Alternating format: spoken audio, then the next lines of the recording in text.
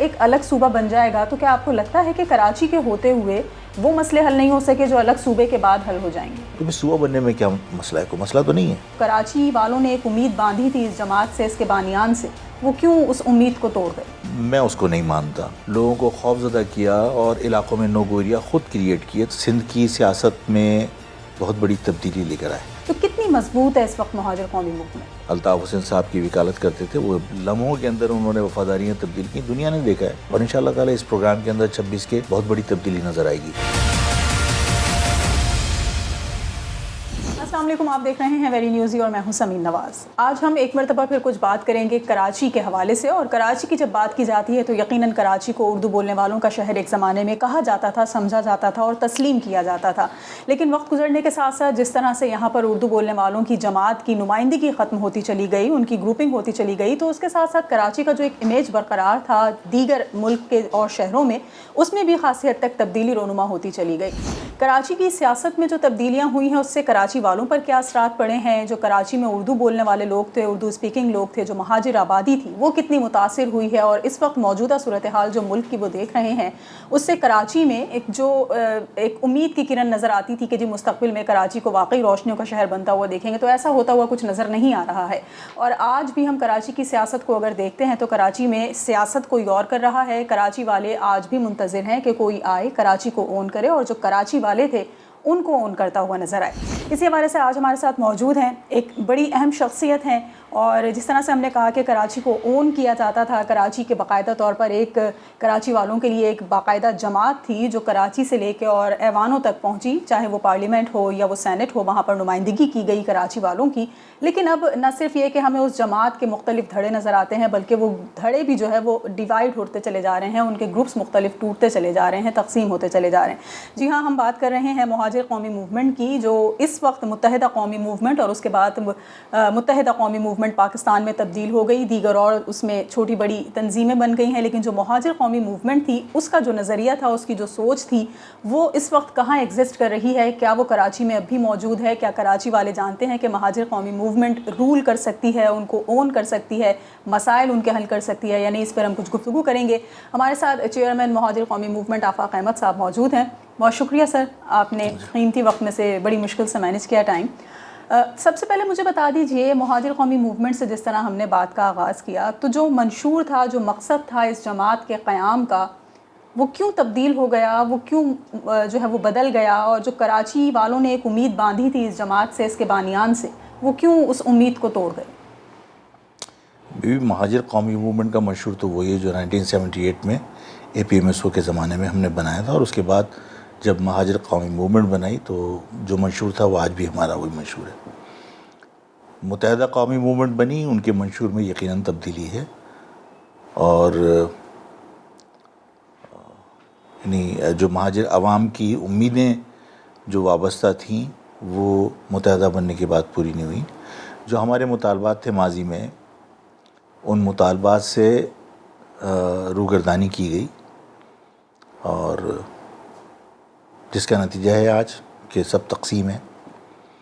مہاجر قومی موومنٹ نے اس مہاجر نظریے کو، مہاجر تحریک کو بچانے کی پوری کوشش کی ہے، اور لوگوں کو مہاجر نام پر دوبارہ سے متحد کرنے کی کوشش کی ہے. ہمارا پروگرام ہے 26 کو، اور میرا اپنا ماننا یہ ہے، جو میں نے لوگوں کا جو مختلف جگہوں پہ میں نے وزٹ کیا اور لوگوں کے میں نے جذبات دیکھے، تو جو 26 کو جلسہ ہے وہ بہت بڑا جلسہ ہوگا انشاءاللہ، اور وہ سندھ کی سیاست میں بہت بڑی تبدیلی لے کر آئے. مہاجر کمیونٹی کو ایک مرتبہ پھر گیدر کرنے کی کوشش کی جا رہی ہے. بالکل انشاءاللہ، اور بہت بڑی تعداد میں جمع ہوں گے. تو جو اردو اسپیکنگ لوگ تھے، بالخصوص جس طرح ہم مہاجروں کی بات کر رہے ہیں، وہ سمجھتے ہیں کہ اب ایک مرتبہ پھر اسی مضبوطی میں وہ آ سکیں گے جس طرح سے جب اے پی ایم ایس او کی بات کی گئی یا مہاجر قومی موومنٹ کی بات کی گئی، جو منشور دیا گیا.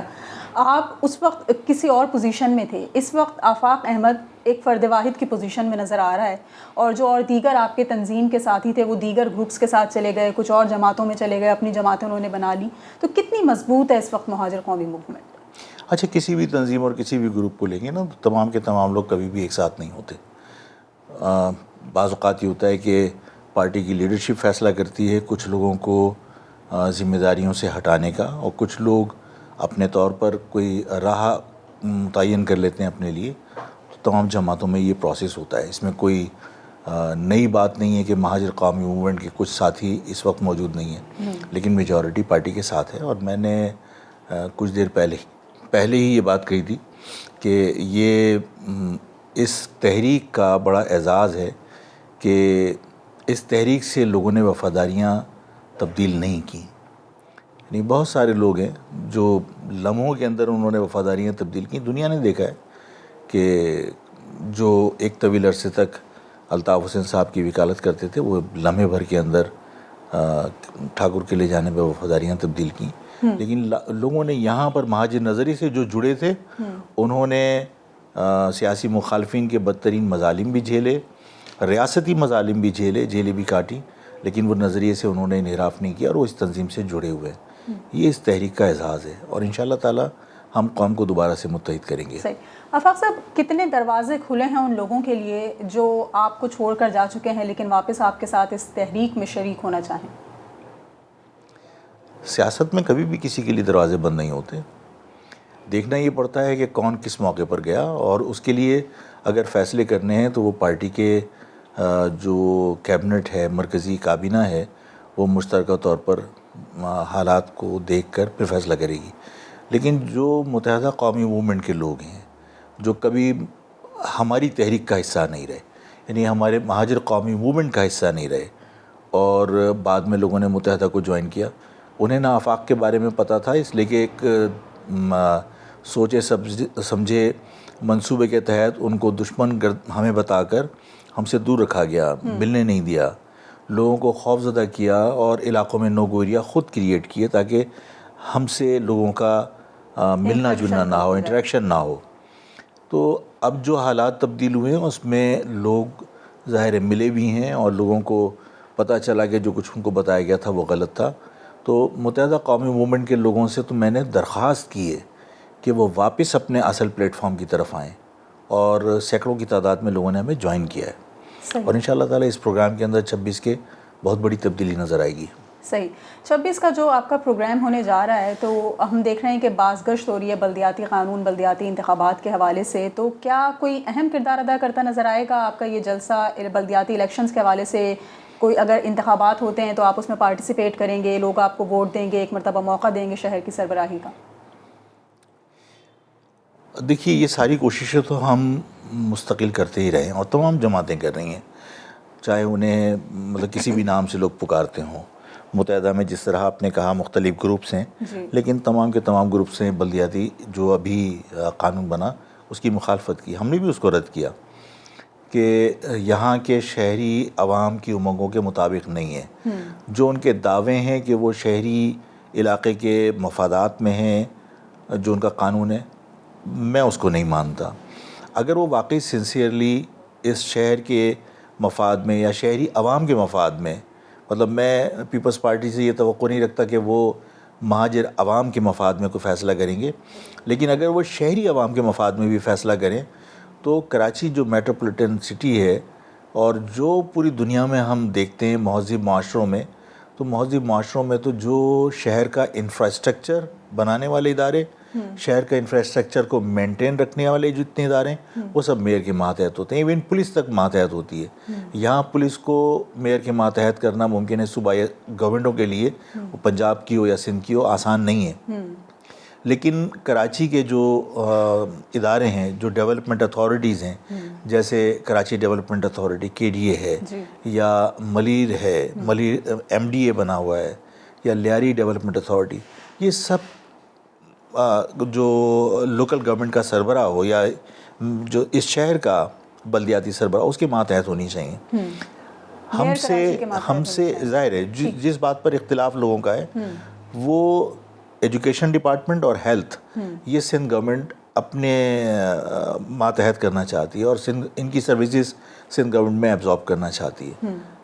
اس کے اوپر اگر ہم ایگری بھی ہو جاتے ہیں تو پھر سندھ گورنمنٹ کے جو ادارے سندھ گورنمنٹ ڈیل کر رہی ہے, LDA, MDA, KDA, water board, یہ سارے بنیادی انفراسٹرکچر جو ہے اس کو مینٹین رکھنے والے ادارے, یہ تو میئر کے ماتحت ہونے چاہیے.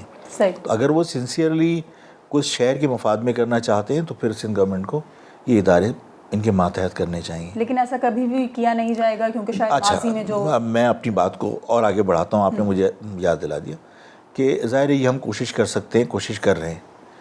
جو یہ جلسہ ہے یہ انشاءاللہ تعالی فیوچر کے لیے رائے متعین کرے گا. ہم لوگوں سے رائے لیں گے کہ جس طرح میں نے ابھی پریس کانفرنس میں بھی کہا کہ آقا تبدیل کرنے کی جدوجہد کا ہم حصہ بننا نہیں چاہتے کہ یہ ہٹ کے کوئی اور ہمارے سر پر مسلط ہو. جب ہمیں یہ پتہ ہے کہ اس پاکستان کے تمام علاقوں میں چاہے وہ اور تمام صوبوں میں چاہے صوبائی اسمبلی ہو چاہے قومی اسمبلی ہو, وہاں پر جو ہمارے ہاں مغرب زدہ جمہوریت ہے اس میں ظاہر ہے کثرت رائے پہ فیصلے ہوتے ہیں, اتفاق رائے پہ نہیں ہوتے. صحیح. اگر کثرت رائے پہ فیصلے ہو رہے ہیں تو اگر ہمیں کم گنا گیا ہے اور ہم اسمبلیوں کے اندر نمبر کے اعتبار سے کم ہیں تو ظاہر ہے پھر ہم اپنے مفادات کا تحفظ نہیں کر سکتے. تو اس جبر کی ریاست میں ہم آقا تبدیل کرنے کی بجائے پھر اس نظام سے آزادی حاصل کرنے کی جدوجہد کریں. وہ ہم اس جلسے کے اندر لوگوں سے رائے لیں گے اور جلسے میں اگر لوگوں نے ہماری اس سوچ کی سپورٹ کی تو انشاءاللہ تعالی اس پر کام ہوگا, بجائے اس کے کہ ہم اس سسٹم کے اندر جو جان بوجھ کر فیصلے کیے جا رہے ہیں اس شہری عوام کے خلاف ان پر ہم احتجاج کرتے رہیں اور اپیل کرتے رہیں. اس کی بجائے پھر ہم ظاہر اس جبر کے نظام سے آزادی حاصل کرنے کی کوشش کریں گے. آفاق صاحب, الگ صوبہ بنانے کی بات کی جاتی ہے مہاجروں کے لیے یا اردو اسپیکرز کے لیے, تو اس الگ صوبے کے بن جانے سے یا جب بھی بات کی جاتی ہے اس کی زیادہ تکلیف پیپلز پارٹی کو ہی اس پہ ہوتی ہے کہ سندھ دھرتی کی تقسیم قبول نہیں. لیکن اگر ایک الگ صوبہ بن جائے گا تو کیا آپ کو لگتا ہے کہ کراچی کے ہوتے ہوئے وہ مسئلے حل نہیں ہو سکے جو الگ صوبے کے بعد حل ہو جائیں گے اردو اسپیکنگز یا مہاجروں کے؟ دیکھیے, اگر اربن ایریاز کے اوپر آپ الگ صوبے کی بات کرتے ہیں اور آپ کی جدوجہد کامیابی سے ہمکنار ہو جاتی ہے تو ظاہر ہے کہ جس طرح باقی صوبوں کو ایتھنک بیسس کے اوپر جو کریشن صوبوں کی ہے, مطلب اس میں تو کوئی شک نہیں ہے نا کہ پنجاب پنجابیوں کو ریپرزینٹ کرتا ہے. اور آپ کو پتہ ہے کہ پہلے سرحد صوبہ جس کا نام تھا تو کیونکہ تمام صوبوں کی شناخت علاقائی قومیتوں کے حوالے سے ہے تو باقاعدہ فیڈرل گورنمنٹ نے بھی اور پروونشل گورنمنٹ نے بھی قانون بنایا اور سرحد کا نام خیبر پختونخوا رکھا ان کی قومیت کے حوالے سے. تو واحد ہم ہی ہیں نا جن کے پاس اپنا صوبہ نہیں ہے. اگر ہم بھی صوبائی اسمبلی حاصل کرتے ہیں تو باقی قومیتوں کی طرح ہم بھی اقتدار میں حصے دار بننا چاہتے ہیں اور بنیں گے انشاءاللہ. اس صوبہ تو انہوں نے گلگت بلتستان بھی بنایا لیکن اس کو وہ کانسٹیٹیوشن میں اس کا پروویژن ہے نہیں. صحیح. تو اگر کراچی کو ایک الگ صوبہ بنا دیں گے, میں کراچی کی بات نہیں کر رہا, اربن ایریاز کی بات کر رہے ہیں آپ, اربن ایریاز کا ایک الگ صوبہ بنا دیا جائے. دیکھیے یہ تو آلریڈی بنا ہوا ہے, مطلب اس کو آپ آفیشلی اگر ریکگنائز کر کے اور ایک اسمبلی دے دیتے ہیں تو آلریڈی بنا ہوا ہے. اربن ایریاز میں دیکھیے پورے پاکستان کے اندر پنجاب کے اندر کہیں اربن اور رورل ایریاز کی ڈویژن نہیں ہے. بھٹو نے کی تھی نا, اور بھٹو نے اربن ایریاز کے لوگوں کو رورل ایریا کے لوگوں سے الگ سمجھا. انہوں نے ایک الگ ایتھنک اکائی تسلیم کیا اور ان کی قابلیت سے خوفزدہ تھے, اور جو پسماندہ علاقے تھے دیہی علاقے کے ان کو انہوں نے کوٹا سسٹم کے ذریعے ان کی ترقی کے خواب دیکھے اور انہوں نے میرٹ کا قتل کیا. اربن ایریاز کے خلاف انہوں نے کوٹا سسٹم مسلط کیا. تو جب آپ نے اربن ایریاز کی باؤنڈریز ڈکلیئر کر دیں, اس میں ایریاز مینشن ہے, تو جب آپ اربن اور رورل ایریاز کو الگ الگ سمجھتے ہیں اور سب سندھی نہیں ہیں تبھی تو ظاہر ہے آپ نے کوٹا سسٹم رکھا جو ڈسکریمنیشن ہے ایتھنک بیسس پر ہے نا. تو پھر صوبہ بننے میں کیا مسئلہ ہے, کوئی مسئلہ تو نہیں ہے. صحیح, ٹھیک ہے. کراچی کی اگر ہم موجودہ صورتحال کی بات کرتے ہیں تو زیادہ تر ذمہ داری متحدہ قومی موومنٹ کے اوپر ڈالی جاتی ہے کہ وہ ہر حکومت میں بھی موجود ہوتے ہیں, حصہ بھی ان کا ہوتا ہے, لیکن اس کے باوجود کراچی جو ہے مسلسل نظر انداز کیا جا رہا ہے. آپ سمجھتے ہیں کہ واقعی ایوانوں میں بیٹھے ہوئے لوگ اتنے بے اختیار ہیں کہ اختیارات کے باوجود کراچی کے لیے کچھ نہیں کر پا رہے؟ میرا خیال ہے اگر اختیار نہیں ہے تو مطلب اپنی تنخواہیں لینے کی بجائے ان کو باہر آ جانا چاہیے. اور ظاہر ہے کہ دنیا جانتی ہے کہ چند ووٹوں کی وجہ سے عمران خان کی گورنمنٹ ٹکی ہوئی ہے. اگر یہ مینڈیٹ بھی اپنے بلبوتے پر لیا گیا ہوتا اور عوام نے ووٹ دیے ہوتے اور کسی کی بخشش میں یہ سیٹیں نہ ملی ہوتی, کسی کی مرہون منت یہ سیٹیں نہ ہوتی, تو آپ اس کے حکم کا انتظار کیے بغیر علیحدہ ہو جاتے. لیکن ظاہر ہے کہ آپ ان کے حکم کے بغیر الگ نہیں ہو سکتے، جس کی وجہ سے آپ اپنی تنخواہیں وصول کر رہے ہیں لیکن آپ نے قوم کے مفاد میں کچھ نہیں کیا۔ بالکل اس میں کوئی دو رائے نہیں ہونی چاہیے کہ اسمبلی یہ کیبنٹ کا حصہ بھی رہے ہیں، منسٹریاں ان کے پاس، اور پھر آپ کے ووٹوں کے اوپر حکومت چل رہی ہے۔ کوٹا سسٹم غیر معینہ مدت کے لیے عمران خان نے مسلط کر دیا اور آپ گورنمنٹ میں موجود ہیں، تو آپ کا کردار کیا رہا؟ اس شہر میں آپ لوگوں کی ملازمتیں نہیں حاصل کر سکے، آپ ٹھیک ہے بہت بڑے بڑے کام نہیں کر سکتے تھے، صوبائی گورنمنٹ آپ کے خلاف ہے، صوبائی گورنمنٹ کے خلاف آپ احتجاج کر رہے ہیں، مان لیا درست ہے، آپ تو وفاقی گورنمنٹ کا حصہ تو ہیں، آپ کے ساتھ جو ناانصافیاں جو ظلم ہے اس کا مداوع کرنے کے لیے فیڈرل گورنمنٹ سے ہی آپ کہہ سکتے تھے کہ جی ہمیں تو صوبائی اسمبلی یا صوبائی گورنمنٹ میں ایک نوکری نہیں ملتی، وفاق کم سے کم ہمارے آنسو پہنچنے کے لیے ہمیں کچھ ملازمتیں دے دے، لیکن ایسا کچھ بھی نہیں ہوا۔ تو ظاہر ہے کہ جو لوگ اسمبلی میں بیٹھے ہوئے اگر یہ کہیں وہ بے اختیار ہیں، اور ماضی میں ہوتا رہا ہے کہ لوکل گورنمنٹ میں بیٹھ کے بھی کہا گیا کہ ہم بے اختیار ہیں، اگر بے اختیار آدمی ہوتا ہے تو پھر وہ اپنی تنخواہ لینے کی بجائے وہ چھوڑ کے آ جانا چاہیے اس کو۔ صحیح سر، کچھ عرصے پہلے ایک نئی جماعت پاک سرزمین کا وجود جو ہے وہ عمل میں آیا اور یہ کہا گیا کہ شاید اردو بولنے والوں کے لیے ایک ایسی نئی پارٹی بن کر سامنے آئی ہے جو اس سے پہلے متحدہ قومی موومنٹ یا مہاجر قومی موومنٹ نہیں کردار ادا کر سکے، وہ اس جماعت کے ذریعے کروایا جائے گا۔ لیکن پھر ہم نے بلدیاتی الیکشنز کے دوران بھی ان کی تمام تر سچویشن دیکھی، ہم نے جو 2018 کے الیکشنز تھے اس میں بھی ان کی صورتحال دیکھی، کچھ ایسا ان کو رسپانس ملا نہیں کراچی والوں کی طرف سے۔ تو کیا مقصد تھا آخر اس جماعت کے قیام کا؟ مجھے نہیں معلوم۔ کوئی جواب نہیں دینا چاہیں گے؟ کیا کردار نظر آتا ہے کراچی کی سیاست میں پی ایس پی کا؟ پی ایس پی والے جواب دیں گے، اس کا بھی نہیں پتہ۔ چلیں آپ کے جلسے کی طرف واپس آتے ہیں۔ آپ بات کر رہے ہیں کہ دروازے کبھی بھی سیاست میں بند نہیں ہوتے اور آپ نے سب کو شرکت کی دعوت دی ہے کہ جو ہمارے نظریے کو میں نے تسلیم کرتا ہے، عوام کو دعوت عوام کی میں بات کر رہی ہوں۔ تو کراچی کے علاوہ بھی کیا باہر سے، جس طرح اربن ایریاز کی ہم بات کر رہے ہیں، لوگ آپ کے جلسے میں شرکت کے متمنی ہیں، آنا چاہتے ہیں، سننا چاہتے ہیں، دیکھنا چاہتے ہیں کہ مہاجر قومی موومنٹ کیا بات لے کر آ رہی ہے؟